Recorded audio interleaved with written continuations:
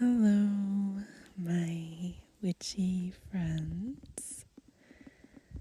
It's Victory ASMR, and thought it might be nice if you came and laid in the grass with me among the flowers and the little button mushrooms while we looked at a little book together in the countryside. There's a little eagle stamp in it. And look at these mushroom friends right above where we're reading.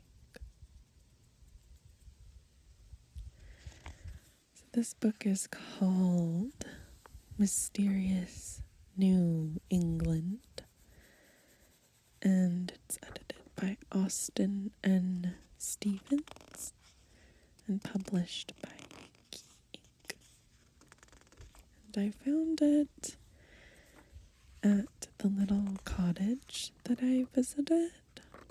If you haven't watched it, there's a cottage ASMR vlog up on the channel. I'll link it in the description. So section 1 has the Yankee disposition. Section 2, Great Yankee Ghosts. Section 3, the dark side of nature. Section 4, devils, witches, and vampires. My favorite. Section 5, things they left behind. And section 6, hopes, horrors, and dreams. So we'll do a little flip through. We'll start from the beginning and we'll look at every page together. How does that sound? The first one is called Hanging at Wasaguskis.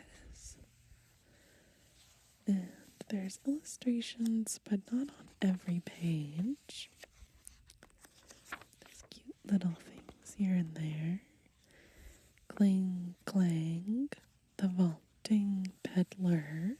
A story about a peddler that vaults. Very curious. The Victory of the Christmas Keepers.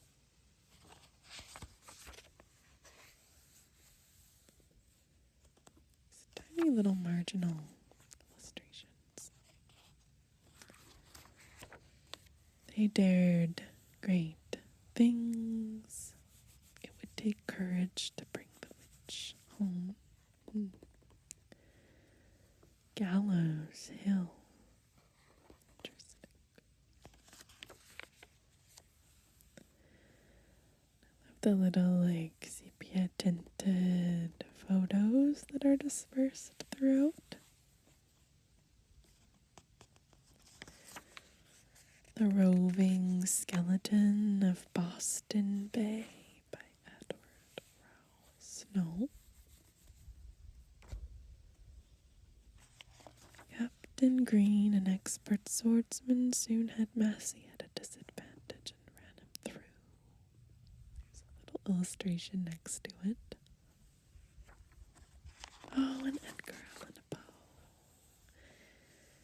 In 1827, Edgar Allan served an army of Fort Independence in Boston Harbor. I love the collage-like aspects of the illustrations in this book. This one's set on black paper. Who can stand against his cold?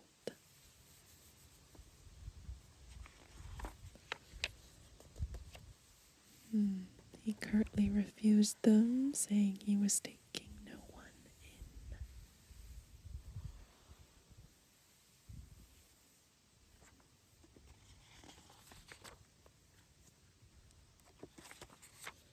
Here's another full Page illustration, The Funny Bank Robbery by Cal Cameron.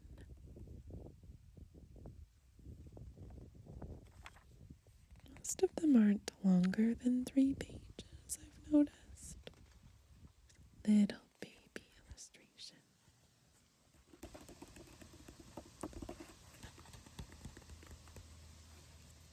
Ooh. The Legend of Handkerchief Moody by Gail M. Potter.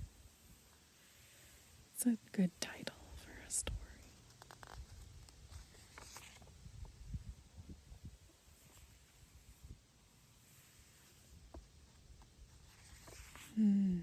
Capital Laws, 1645 by E. Robert Stevenson. This has all sorts of different photos on it.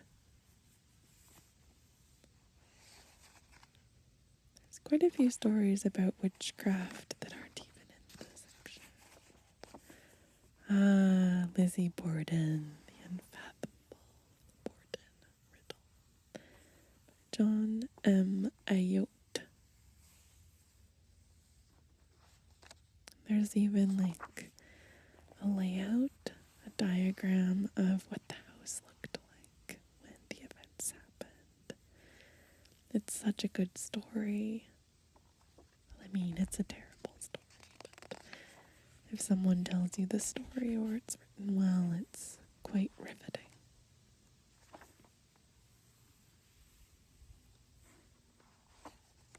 When it goes like 2 columns per page to fit it all in, I guess. The Old Leather Man by Richard Morgan.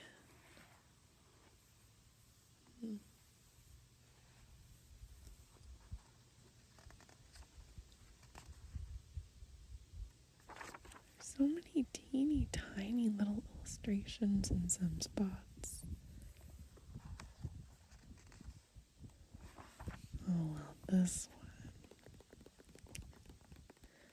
We'll just keep flipping through. He got so hungry that he used to go into the field and dig up dandelions and eat them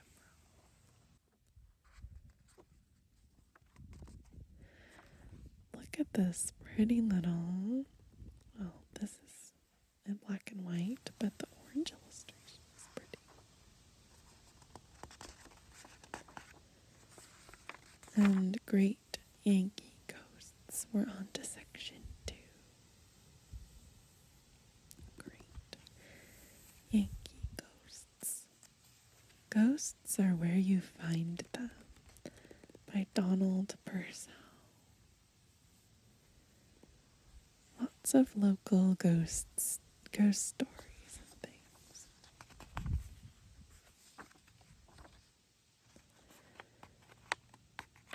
And the wind is kind of blowing around my pages. Look at this. This is what's on the cover. The Ghosts of Eastgate Lane by Lawrence D. Copeland. There's a little cat here. Ghoulies and ghosties, long-leggedy beasties, and things that go bump in the night. The Legend of Peter Rugg. There's this lightning strike illustration.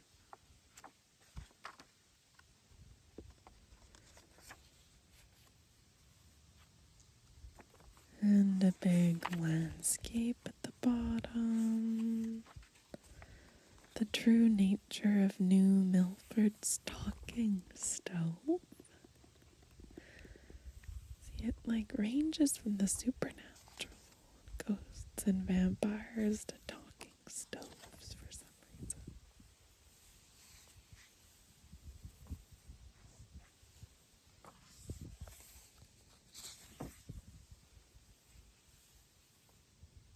Sorts of goofy little illustrations here and there.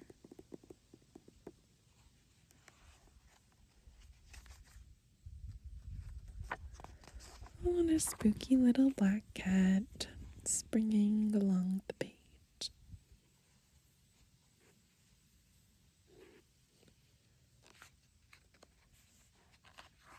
A lot of these are like oral folk tales that have been told, and then transcribed into writing.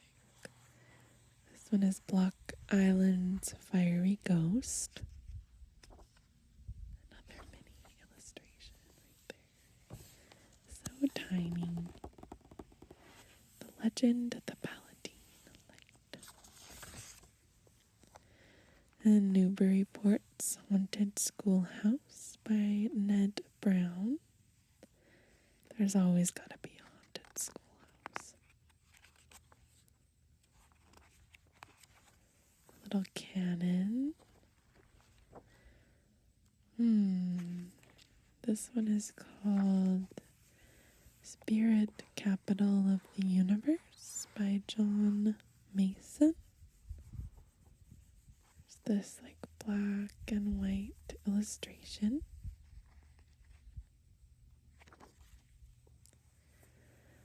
Lots of little like pencil graphite illustrations and photographs.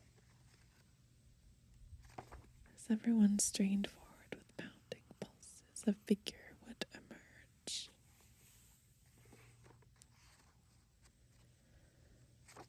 I like that they have those little like tagline quotations at the top of some pages to entice you to read it. 2 little vignettes here.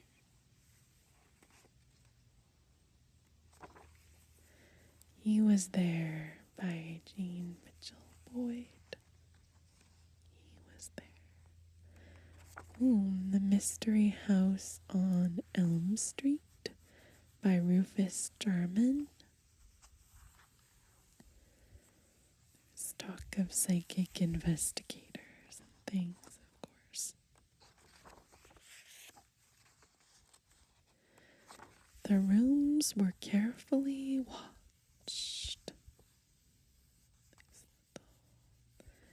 Illustrations, and there's a picture of where the ghostly activity occurred.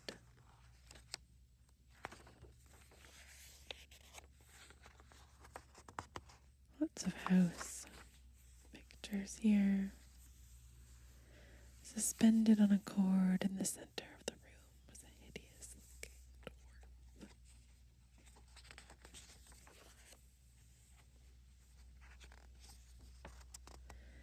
This one is just called Ghost Town by George Albert Waldo. Here's a tragedy so heinous, a mystery so unfolded. But this time it was not the roofs of the houses that were missing.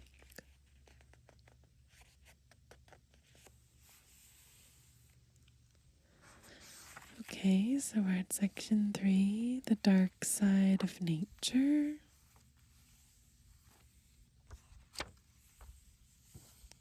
And we got Franklin's Bloody Apples by Joseph A. Owens.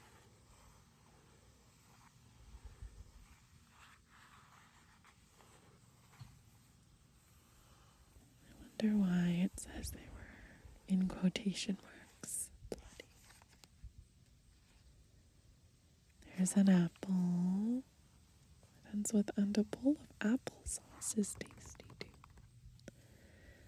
In the Valley of the Shadow of Death.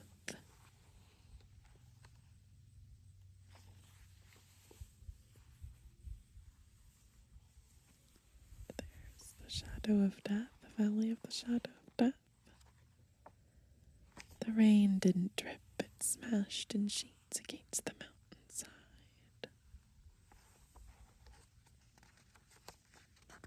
There's an arrow pointing to where the event occurred, presumably.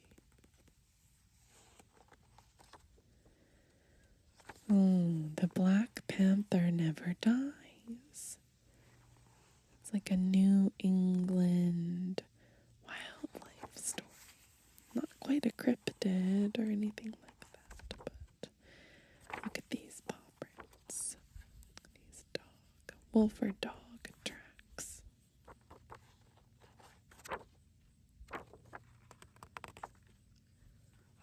And there's the cougar depicted climbing up a tree.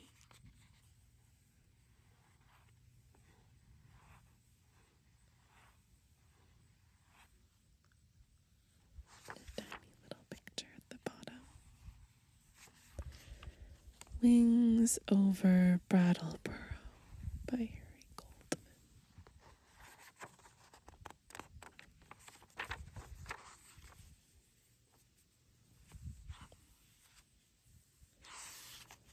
There's all sorts of little maps that attempt to reconstruct the geographical locations. And a wolf. New England's brand new animal by Evan Hill.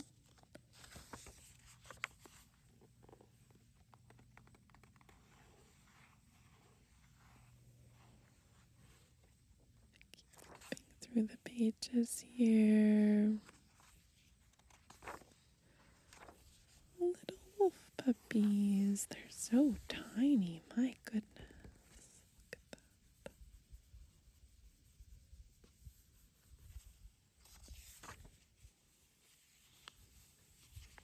Just smooth the pages so that it stays put because there's a little bit of wind outside. Oh, section 4, devils, witches, and vampires. My absolute favorite. So the most gruesome episode in American history, wrote John Fiske, describing the great witchcraft scare that swept over Salem, Massachusetts in the year 1692. There's a little painting here depicting the trial of George Jacobs for witchcraft in 1692. And then a story called Juvenile Bewitchery. Now I took pictures of all of these stories. Accusation of a witch inlaid in wood. Witch Hill is Witch Hill. This here. Terrible, terrible victims of witchcraft trials. But I'm hoping to read them to you, especially the Rebecca Nurse story, perhaps in a later video.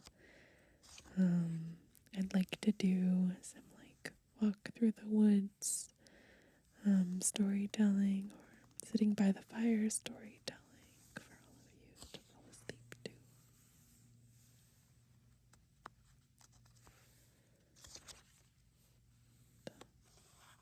There's another little illustration, and there's also the Vampires of Rhode Island by Nancy Ginder.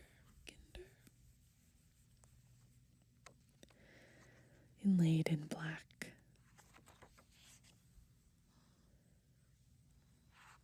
This is my favorite page, easily. The tombstone with all of the little bats fluttering about. It's very cute. The Man Who Knows by Emmeline K. Page. Supposedly that is The Man Who Knows. And The Witch of Colebrook by Colonel Richard Stevens. And it's about dowsing, so using dowsing rods, which is very, very interesting traditional practice. This one has kind of cartoonish illustrations.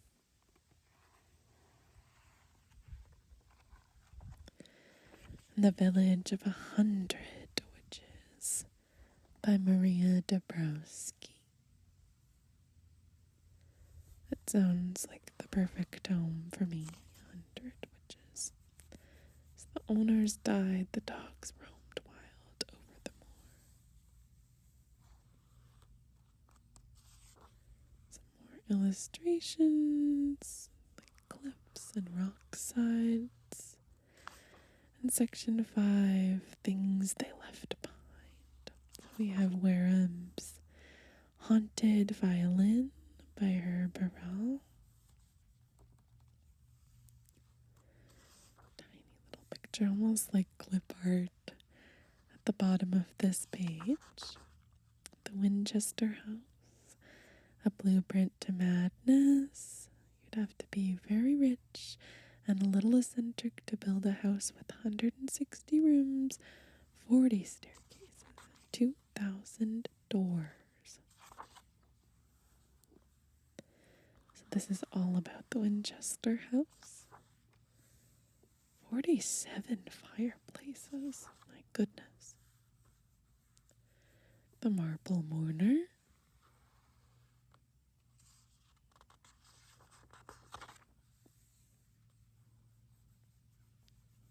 This looks kind of like a crypt.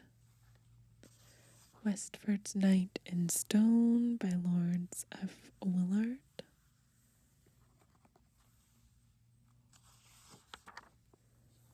Sorts of little pictures to accompany it. Mysterious rock carvings, 4 unique examples. Sorts of girly cues and swirls. Mystery Hill Caves by Michael Oren. Caving is like the scariest thing in the world to me. I don't know how people do it. They're much braver than me, that's for sure. All sorts of like unusual, weird stone formations. Who built the old Newport Tower?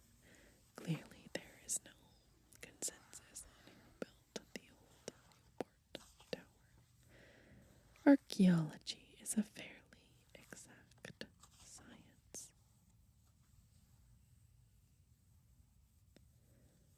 I love a pencil drawing, especially Victorian era pencil drawings. There's a windmill here. The 19th century had so many pretty illustrations.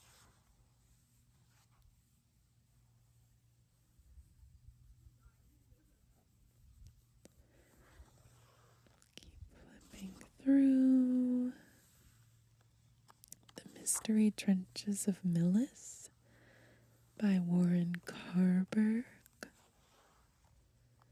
And we're on to section 6, Hopes, Horrors, and Dreams.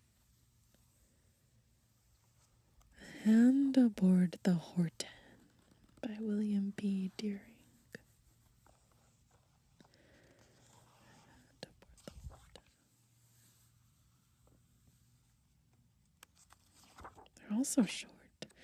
The Strange Obsession of Hiram Marble. What an incredible name, Hiram Marble. I wonder what his strange obsession was. Was she buried alive? That they framed this narrative with a little border. This one's by Harold W. Kastner. This is a morbid picture.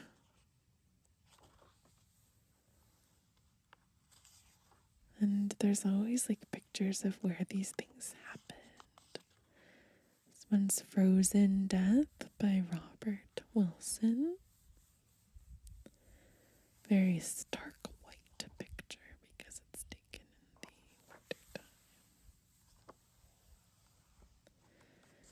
Newfoundland's Great Air Disaster of 1981 by William E. Mason.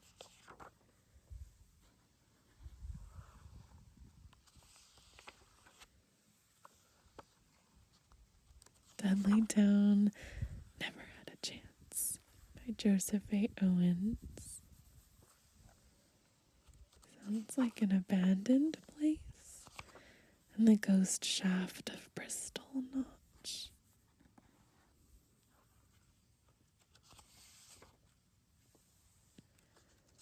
And that's the end of